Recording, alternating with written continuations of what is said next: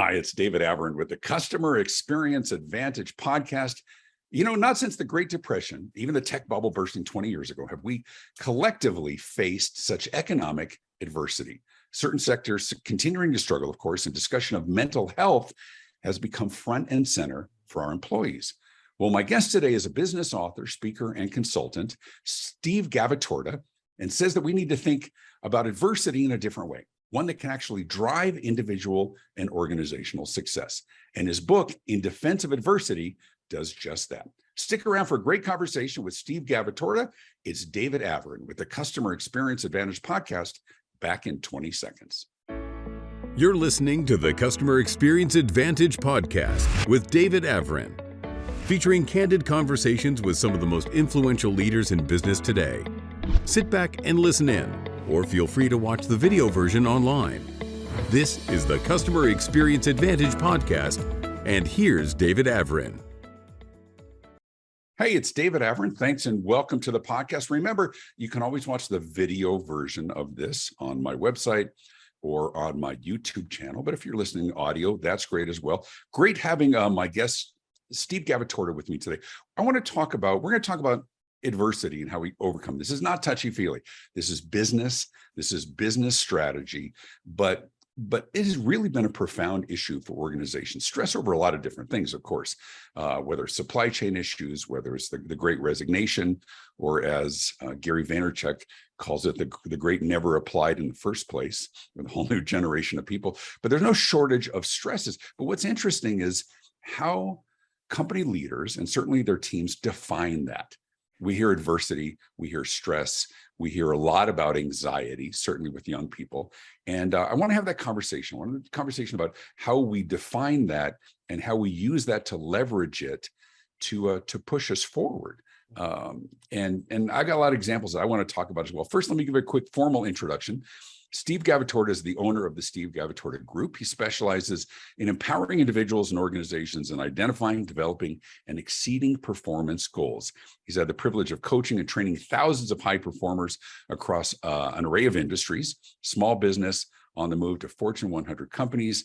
He collaborates with organizations to build foundations, set goals, and eclipse their highest potential. Steve, thanks for being with us here today. My pleasure. Happy to be here. You know what, I think it's a great subject to talk about right now, because we look at some of the functional issues within an organization.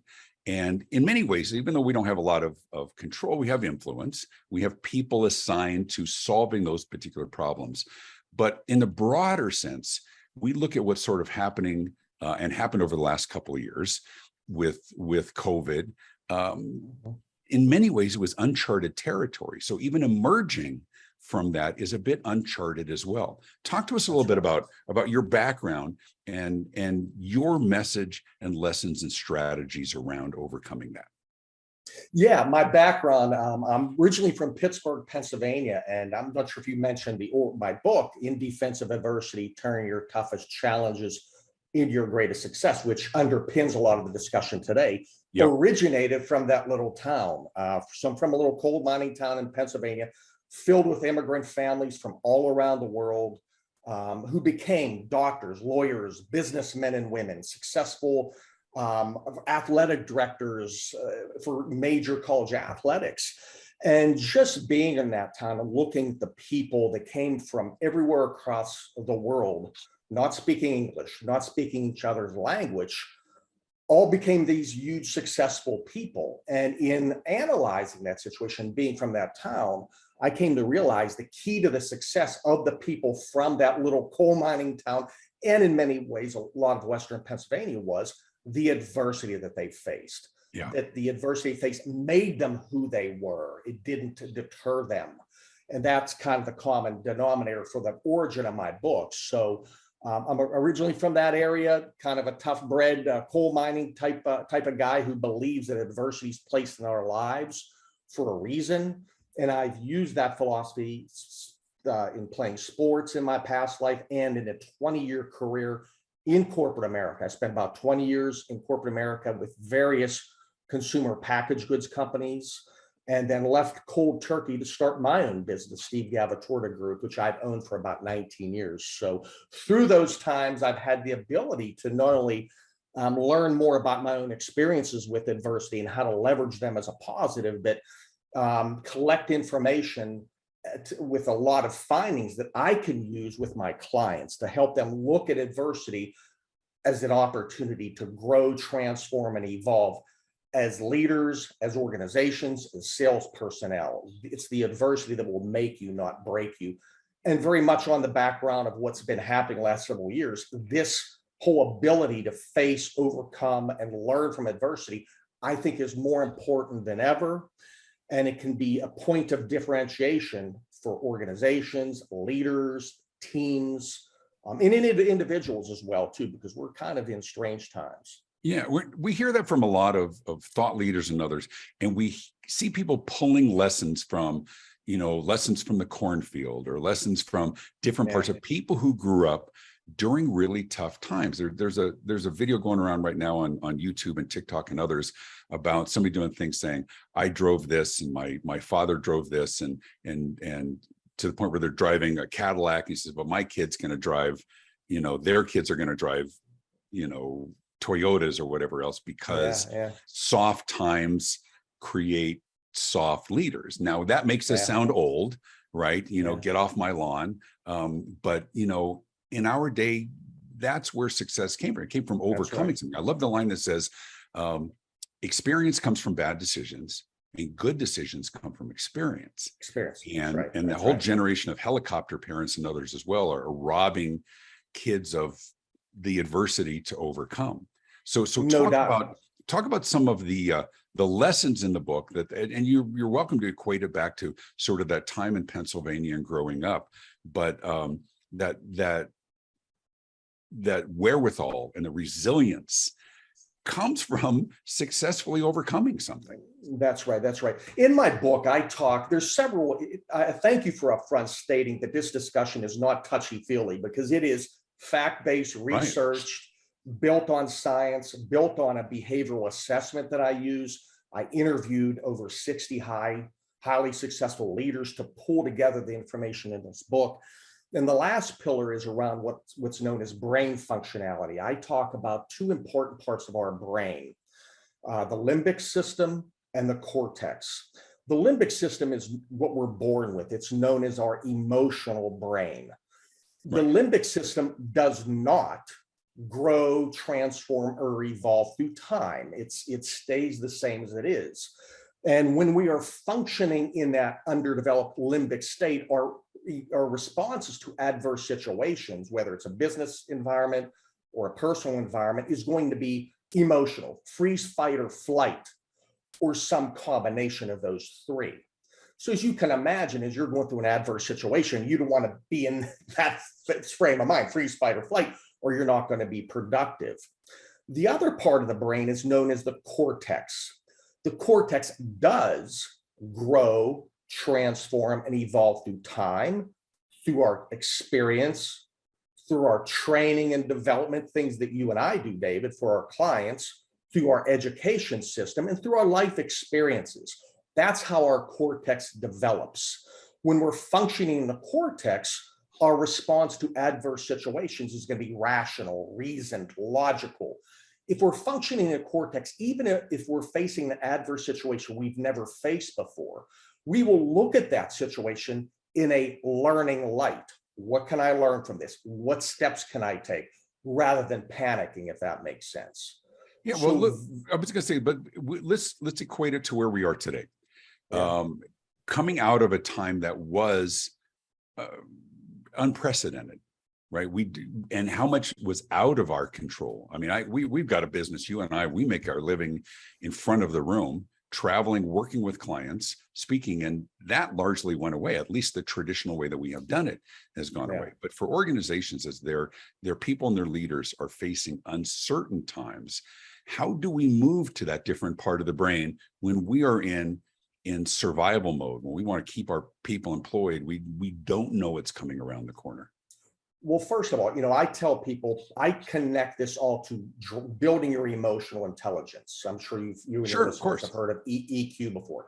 The three parts of EQ I focus on in the book is the three elements are intrapersonal skills. That's self-knowledge, knowledge about how you behave, how you communicate, how you deal with, how you make decisions, how you're motivated, how you deal with change, risk, and conflict, how you deal with adversity.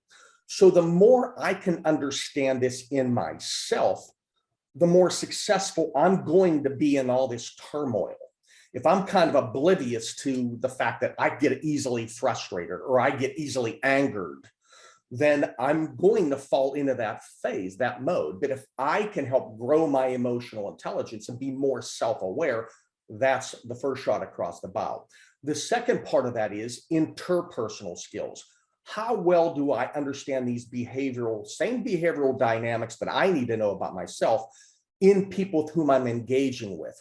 Whether I'm leading my employees, how are they responding to this time, or how I'm engaging with my customers? How are they functioning during all this turmoil? So if I can understand myself, I can read the dynamics of the people I engage with, I can in turn better manage them as a leader, as a business owner.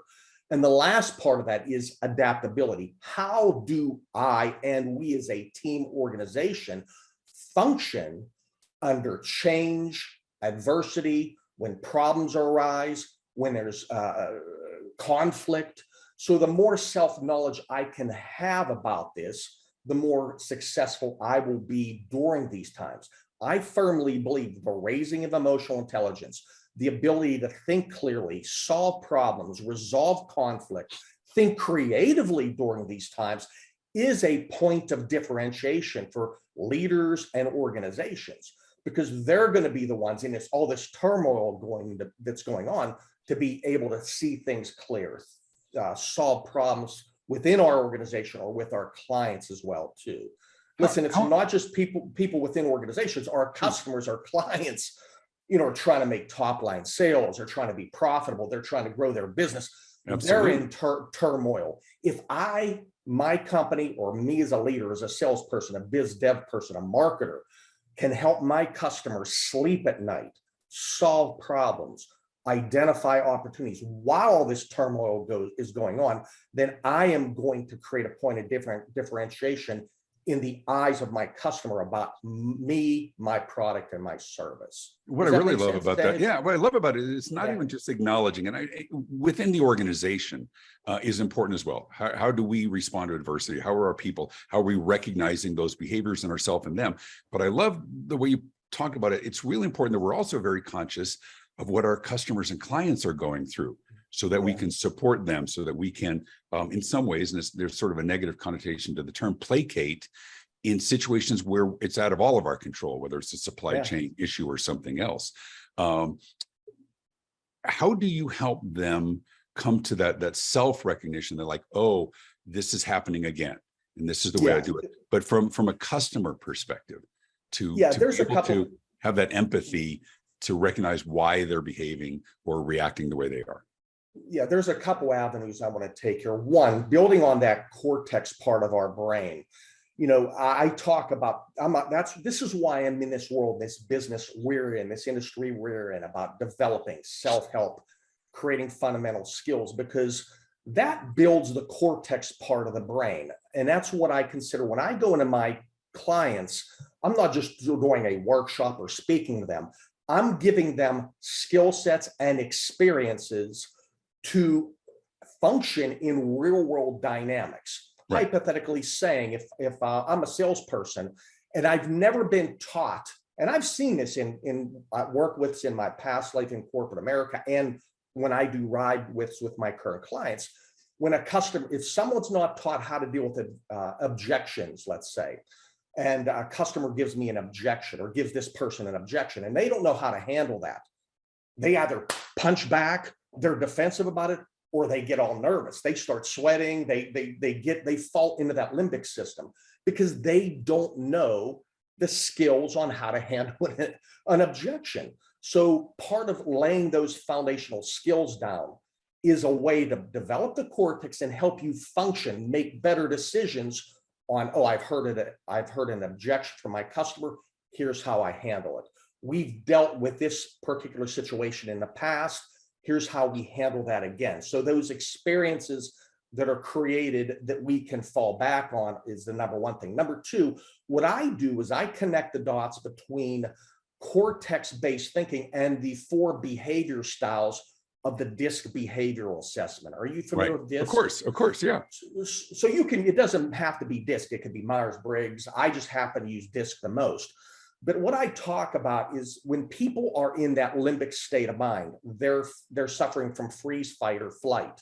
Right. I've connected the dots between the 4 DISC behavior styles, and when people are in that emotional state of freeze, fight, or flight, which DISC style are they in? So if I'm a dominant style, I'm typically, if I'm in a limbic state, I'm a fighter. I'm going to get angry. I'm going to get pushed back. I'm going to take control. If I'm influencer style of DISC, I'm going to be a flighter. I'm going to act like the problem doesn't exist. Life's good.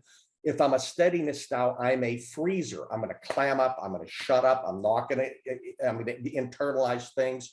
And if I'm a compliance style, I'm going to either freeze or fight. So what I do is I help my clients internally and as they're dealing with external customers is to, one, understand their emotional triggers. What are those people or things that can set them into that emotional state? And what is their response when they are in it? So they can recognize, be more aware of this person, these things are personal triggers for me. You asked about the definition of adversity. The definition of adversity varies with each individual. A big change could be an exciting thing for one person. A massive change can be a frustrating event for another person. A very direct, straightforward yeller and screamer person may motivate one person, it may frustrate another. So what I do is help people recognize themselves, what are triggers in my responses, so I'm more aware of when these type of events happen. I have to be more cognizant so I don't allow myself to fall into an emotional state. Then I fall back and help people understand, make wiser decisions, solve problems based on the event that's happening by applying various skill training, whether it's handling objections, whether it's proactive decision-making, whether it's resolving problem, minimizing conflict, things of that nature. So is that answering your question? Absolutely. But here's what brings up a really, I think, a unique problem that we have not seen in corporate America and small business America in the past, which is employees, your people, their definition of their own personal situation, their state, as it conflicts with organizational policy. And here's what I mean. Here's an example. Just because I have millennial kids, and so much of the language around anxiety, and we're really struggling with some of the things that they're dealing with. And they're all sort of in the process of launching into the world right now. We're new empty nesters. And we got 5 kids, grown and gone. Doesn't mean they're off the payroll, but at least they're out of the house.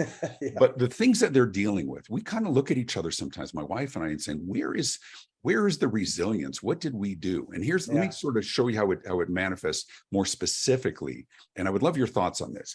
So when there's a very difficult situation, and we see this with others as well, I'm not just talking about my kids, where they're saying, I couldn't, I had anxiety about it.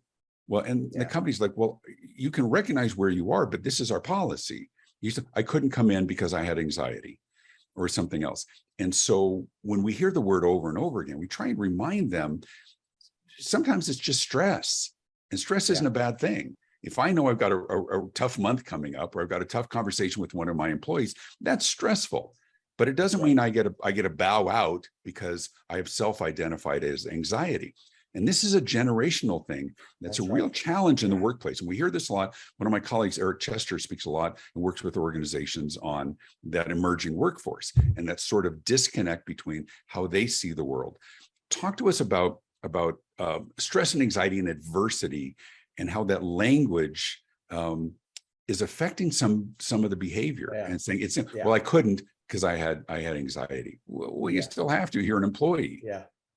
Well, going back to the cortex and limbic system, so this is one reason why I'm not a believer. I'm adamant against participation trophies.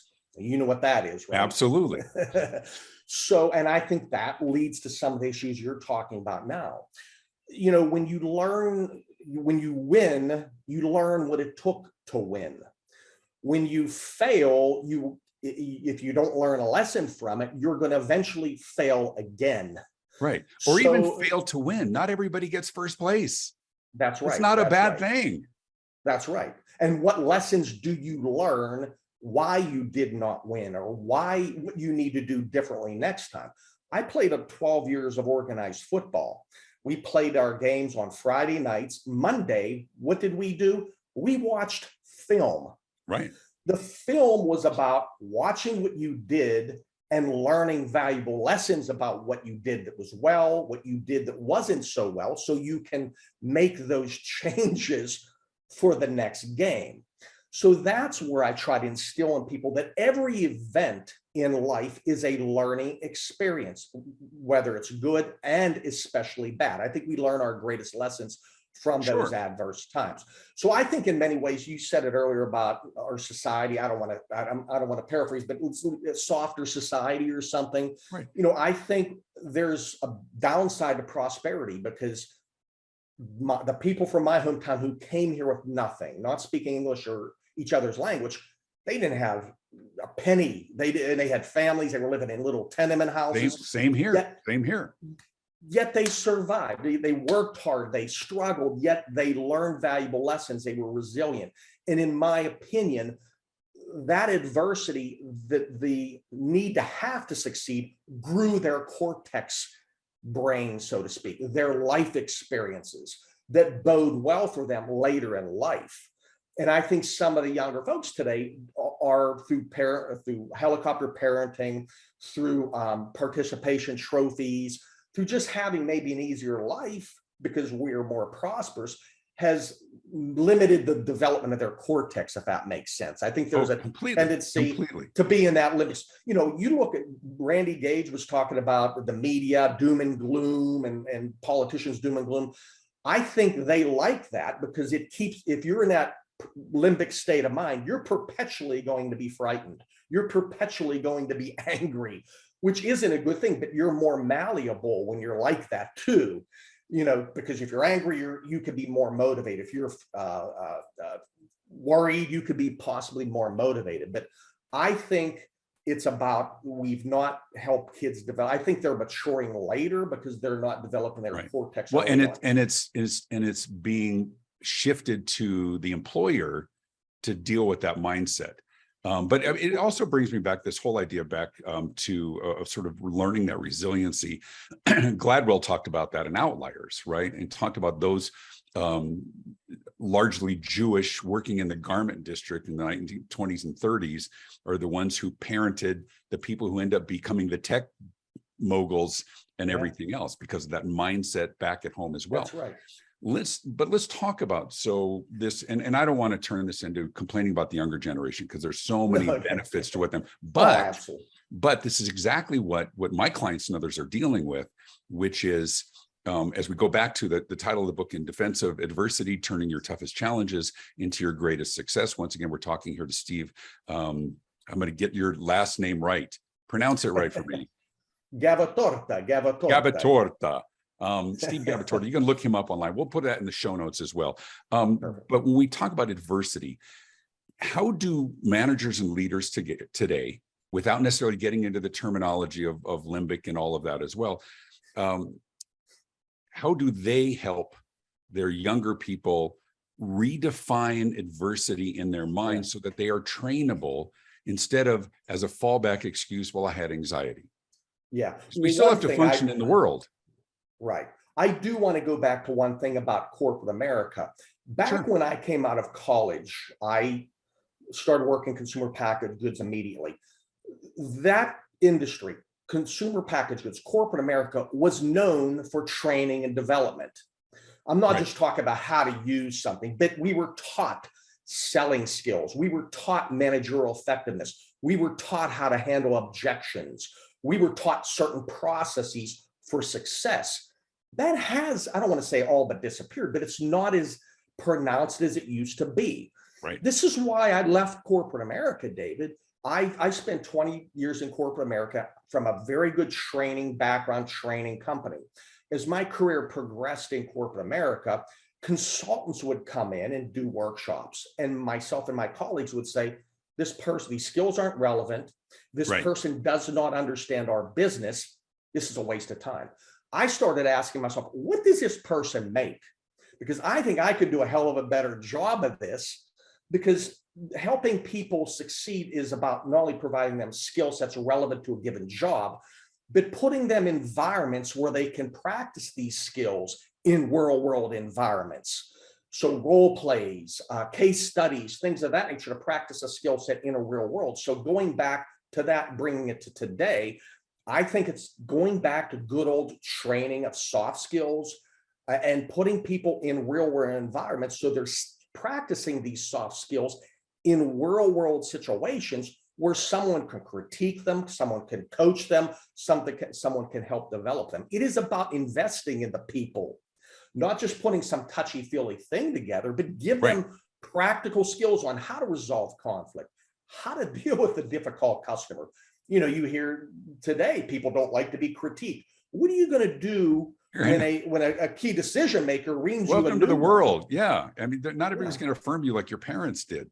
Yeah. But the other thing is it's important that we keep that updated. I mean, you could have training that lasted through the 40s, 50s, and maybe even the 60s, and it stayed fairly constant.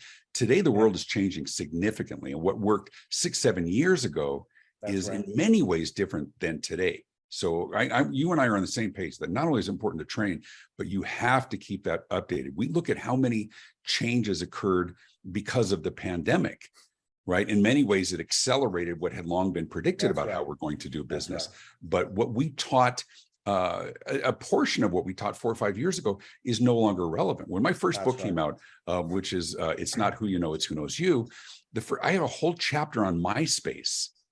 I mean, and that wasn't Yeah. that long ago. And so when Yeah. I Yeah. updated it, that whole chapter went away because it no Right. longer was relevant. Here's where I would go with that. You know, I think some skill sets have remained fairly constant. They Sure. still are relevant. Sure. I think what you do is when you teach skill sets, you throw those skill sets into real world environments. Again, case studies, role plays, relevant to what's going on Sure. today. So, and that what that does, it develops your core. I'm going back to the cortex. You're right. Develops your Okay. Yeah. cortex in two ways. One, you're learning a skill set for success. That builds my cortex. Number two, you're applying it to a world that is relevant to me. That digs that root deeper, because I'm learning a skill, but I'm seeing how it, I'm experiencing how it applies to me. So hypothetically saying, let's say, you know, I'm teaching basic consultative selling skills. The skills may be the same for a pharmaceutical client or a door distributor or a tools manufacturer. But the way we might develop the experiential learning would vary greatly in all three of those, because Sure. the way they engage the customer, the objections that they're hearing, or the experience that they're going through is going to be vastly different. So it's learning the skill, but practicing them, giving as much experiential experiences as you can. Yeah, that makes sense. To take that route. You know what, I do martial arts. I do something called Muay Thai, which is form of kickboxing. Sure. And where I learned this brain functionality from was one of my former kickboxing coaches. And what he talks about is first you teach fighters basic skills over and over and over again, how to throw a punch properly, how to kick properly. You really instill those fundamentals. Then the experience, so you're building skills on how to do something right. Then you put that experiential situation together by having that person spar with someone else in a real world environment to learn what it's like, someone throwing a punch at you, or what you need to do to dodge, you know, kicks and punches. Then he'll even add putting an eye patch on a fighter to give them the experience of, if you're in a fight and you have your eye swells, you can't see things clearly. When it does actually happen, if it does, you've experienced that already. Right. Does that make sense? It makes a lot of sense. I apply that both to my training and development too.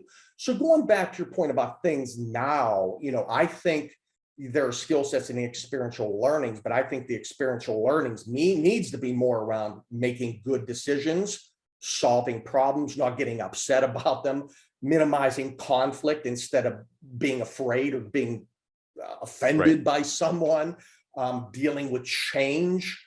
So they're less about maybe handling objections and practicing role plays in it. It's more about learning how to make wise decisions or solve problems or deal with a difficult person. And we can deal with it. We can deal with it in a situation if we've done it before. The first time is that's when you go, oh, I should have said this. If you, through training and others, if you have a chance to do it. But I think within the context, here's what's interesting for me, and this is what sort of brings it up with the things that you said, is that we talk about adversity and doing it experientially and training. But it's not just, it's within the context of how the person reacts and being self-aware. But it's also, there's an interpersonal dynamic with the person that they're dealing with, whether it's internally or externally, but also overarching within the context of what's different today than 10 years ago. Why is the person reacting that way today? And so that's why I think being aware of all of this is really important, because it is complicated and it isn't touchy-feely. And it's different. Everybody's different. The interactions are all different. The people you're dealing with different, and the times are different. That's why I think being cognizant of this is so important today. Absolutely. And I think, leaders need to be more coach-like now, for lack of better words, because the type D and disc styles, the dominant person, the yeller and screamer, whether it's an athletic team, whether it's a business, people don't respond to that not that everybody did in the past. I did in the past, but even more so now, people don't respond to that. So teaching leaders about coaching skills, having dialogues with their people. And again, being effective at connecting the dots between what happened, what you were taught, and what can we learn from it. My first job out of college, I called on grocery stores, schlepping toothpaste. So I sold Aquafresh toothpaste to grocery stores. We had to make 9 calls a day. We had a 10-step call procedure. We were taught how to handle objections, and we were taught a 4-part presentation that we had to deliver every call. So we would do that every day. Every month, our manager would work with us. We would go in 9 stores a day. That manager would not say a word he or she just would observe us. We would come out, whether we go back in the car, whether we succeeded or failed, they would help us in there. They let it happen. Whether we succeeded or failed, the manager would say, tell me about the call. And you would walk through the 10-step call, the 4-part pitch.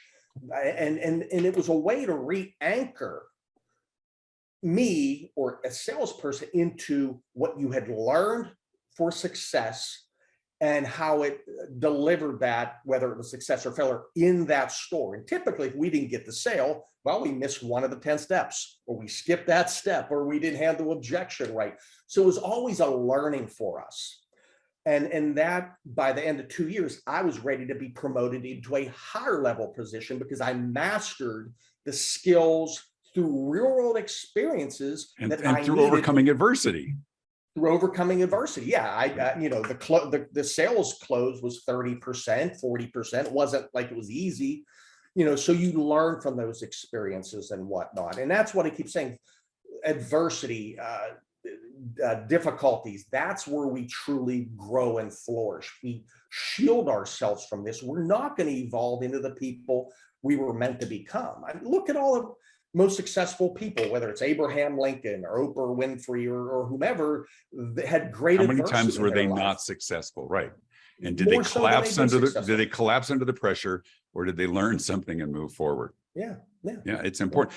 Great conversation, Steve Gavatorta. If people want to get in touch with you and learn about how to work with you or your book, In Defense of Adversity, how do they get in touch with you? You can go to my website, www.gavatorta.com. It's a long one. GAVATORTA.com. Feel free to Google me. Feel free to go to that website. All my contact information is there. Good. We'll have that in the show notes as well. Thank you. Stick with us. We'll talk on the other side of this interview, so hold tight for a second. you can tell everybody you can pick up a copy of my book, which I grab here real quickly. My new book is called The Morning Huddle, Powerful Customer Experience Conversations to Wake You Up and Shake You Up and Win More Business. Of course, all of my books that are strategically located next to my head here on the video version are available on Amazon, most of them in audio and some of them in multiple languages as well. Be sure to click to like this podcast, subscribe, leave your comments below, and you can click the little bell icon to receive notifications of new episodes. And you can learn more about my keynote speaking consulting at davidavrin.com. Thanks for tuning in. Be sure to leave a comment. That's important. And a big thanks to my guest, Steve Gavatorta. I'm David Avrin. Be good. This has been the Customer Experience Advantage Podcast with David Avrin. Feel free to leave a comment and be sure to hit the thumbs up button. You can listen to past episodes and be notified of future ones by subscribing on your favorite podcast platform. David's popular marketing and customer experience books are available in print, as well as Kindle and audiobook, and published in multiple languages around the world. You can stay connected and learn more at davidavrin.com. Thanks for tuning in.